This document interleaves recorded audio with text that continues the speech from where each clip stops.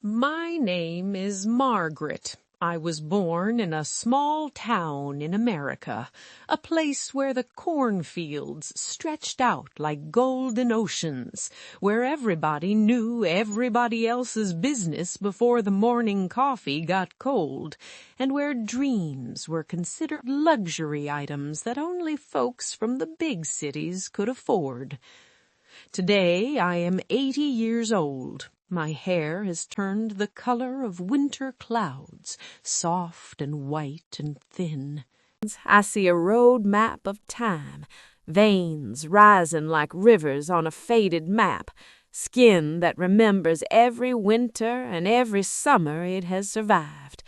But inside this aging body, inside this chest that rises and falls with 80 years of breath, there lives a library of stories that remain vivid, colorful, and achingly alive. I stand before you today not as a wise sage who has figured it all out, but as an old woman who has finally gathered enough courage to tell you the truth about my one great failure.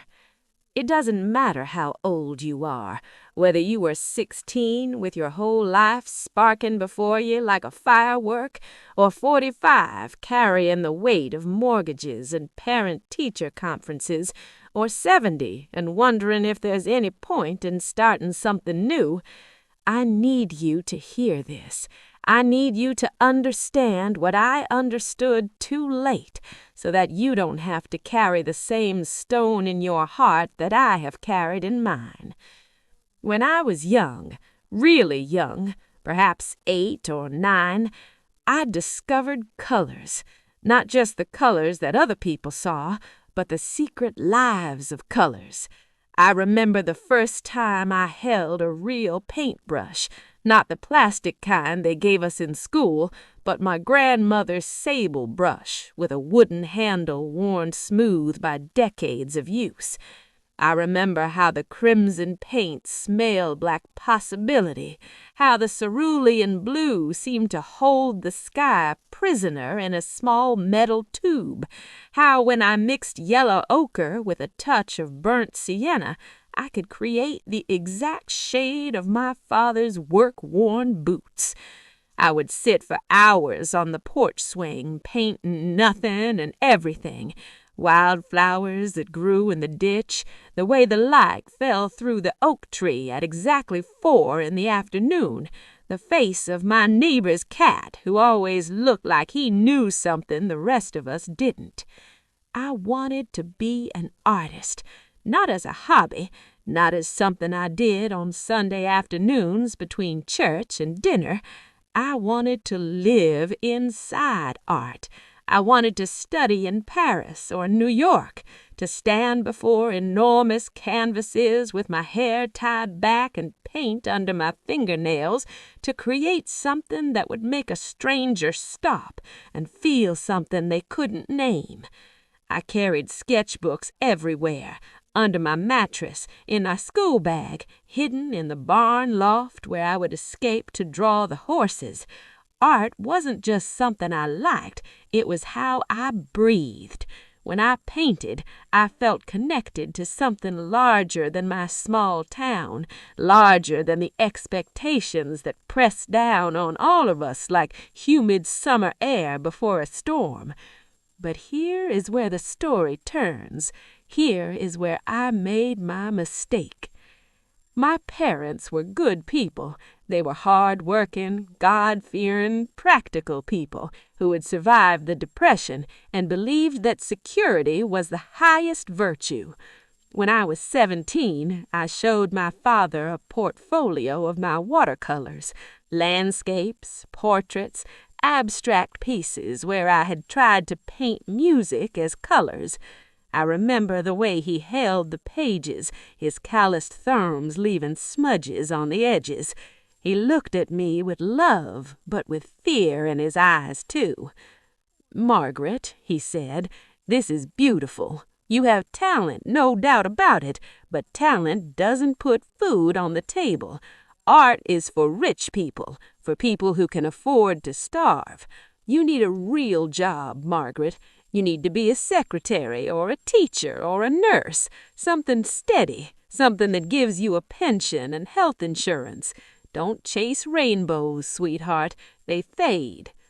My mother agreed, of course. She told me about her cousin who had gone to art school and ended up working in a department store, miserable and poor. She told me that women like us didn't get to be artists. That was for other kinds of people, people with connections and money and backup plans. Be sensible, she said, squeezing my hand. You'll thank us later. And I listened. God help me, I listened. I wish I could tell you that I thought. I wish I could tell you that I screamed and cried and ran away to the city with nothing but my brushes and my dreams, but I didn't. I was a good girl. I was afraid of disappointing them, afraid of poverty, afraid of being different, afraid of the unknown. So I packed away my paints, I put the sketchbooks in a cardboard box in the attic, and I enrolled in secretarial school, learned shorthand and typing, and got a job at the insurance company downtown. The years rolled by like wheels on a train, steady, predictable, and unstoppable. I met a good man, Robert. He was kind, stable, a manager at the hardware store. We married in the church where I was baptized, and I wore a white dress that my mother sewed. We bought a small house with a mortgage and a yard, and we had 3 children, 2 boys and a girl. I love my children. I want you to understand that. When I held them as babies, when I watched them take their first steps, when I bandaged their knees and packed their lunches, I felt a love so profound it felt like my heart would break open. Being their mother was not a mistake. But in the midst of that love, even while I was driving to soccer games and baking birthday cakes and helping with homework, there was a silence inside me, a quiet, empty room where my art used to live. I would catch glimpses of it sometimes, in the way the sunset looked like a watercolor bleeding across the sky, or when I saw a magazine article about an art exhibition in the city, but I would push it down. I would tell myself that I was being silly, that I was being ungrateful, that adults don't have time for such frivolous things. I remember specific moments with a clarity that haunts me. I was 35, driving through the city to pick up my husband's suit from the dry cleaner, when I passed a gallery with floor-to-ceiling windows. Inside, a woman about my age was standing on a ladder, hanging a huge canvas, an explosion of red and gold that seemed to pulse with laugh. She had paint in her hair. She was laughing at something someone said. I stopped the car right there in the street, staring. My hands gripped the steering wheel so hard my knuckles turned white. I sat there for 10 minutes, unable to move, feeling something inside me crack open. Then the light changed, the car behind me honked, and I drove away. I didn't even go inside. I was 50, walking through a park, when I saw a group of elderly women taking a plein air painting class. They were terrible, really. Their trees looked like lollipops. Their skies were the wrong color, but they were laughing. They had easels and berets and wine in plastic cups. One of them waved me over and said, "Join us," she called. "It's never too late." I smiled and shook my head, saying I had groceries in the car that would spoil. I went home and cried in the shower when nobody could hear me. But the moment that changed everything, the moment I can't forget, even if I wanted to, happened when I was 60. I was standing in front of the bathroom mirror, getting ready for bed. The kids were grown and gone. The house was quiet. Robert was watching television downstairs. I looked at my face, really looked at it. The lines around my eyes, the gray in my hair, the way my shoulders had started to curve forward from years of bending over desks and laundry baskets.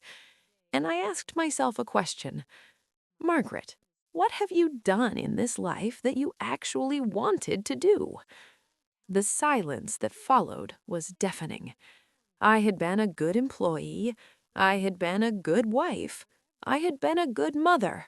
I had been a good daughter. But I had never been myself. I had spent 60 years becoming what everyone else needed me to be. And in the process, I had abandoned the person I was born to be. I wasn't crying because I had failed at art. I was crying because I had never even tried.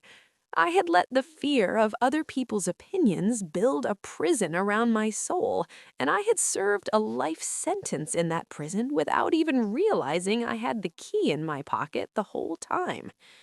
So now I speak to you, whoever you are, wherever you are in your journey.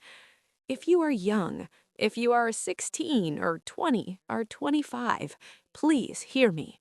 I know the pressure is immense. I know your parents want security for you. I know the economy is terrifying and the world feels unstable. I know that everyone is telling you to be practical, to get a real job, to think about your future. But let me tell you something that took me 80 years to learn. People's opinions are weather. They change, they pass. What is a storm today is a memory tomorrow. But your life, this one precious, irreplaceable life, is not a rehearsal. It is the main event. If you have a fire inside you, if there's something you wake up thinking about and go to sleep dreaming about, you must find a way to do it. Not someday, not when you retire, not when you have more money or more time or more courage. Now. Because someday is a trap. Someday becomes never faster than you can imagine. If you are in the middle of life, if you are 40 or 50 or 55, carrying the weight of responsibilities, feeling like it's too late, like the door has closed, I need you to listen even more carefully. It is not too late. Do you hear me? It is not too late. Yes, you have bills. Yes, you have obligations. Yes, you are tired. But don't bury your dreams alive. They will haunt you. They will turn into bitterness and regret that poisons your relationships and dims your joy. You don't have to quit your job tomorrow and move to Paris, but you can take a class on Saturday morning. You can wake up an hour early to write, to paint, to compose, to build. You can claim 1 hour a week for the thing that makes you feel alive. That hour will grow. It will sustain you.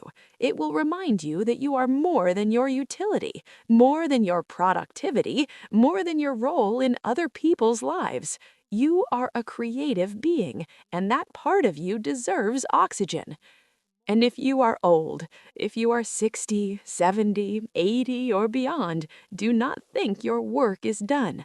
You have a sacred duty. Interry the stories, the wisdom, the cautionary tales. Talk to the young people. Grab your grandchildren by the shoulders and look them in the eye and tell them about the dreams you didn't chase. Not to burden them with your regret, but to light a fire under them. Tell them that time is a thief that moves quietly. Tell them that approval is a currency that devalues the moment you try to spend it. Tell them that at the end of life, the only thing that matters is whether you were true to your own soul. Your stories can save them from the same prison that held you.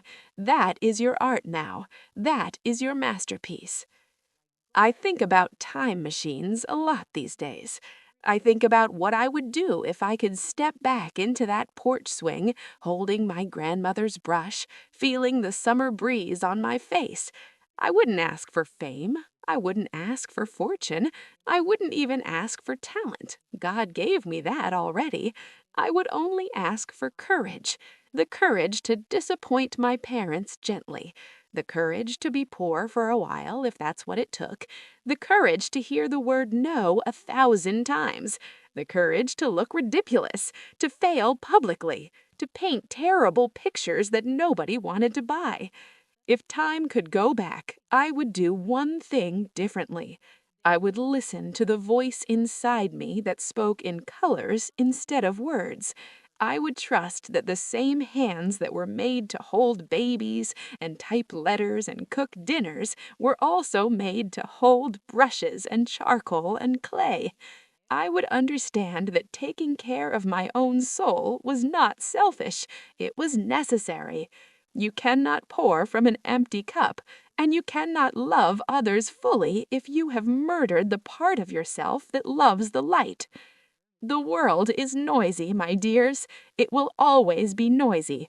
There will always be someone telling you that you're doing it wrong, that you're not good enough, that you should be more like someone else, that you should wait, that you should stop dreaming and start being realistic.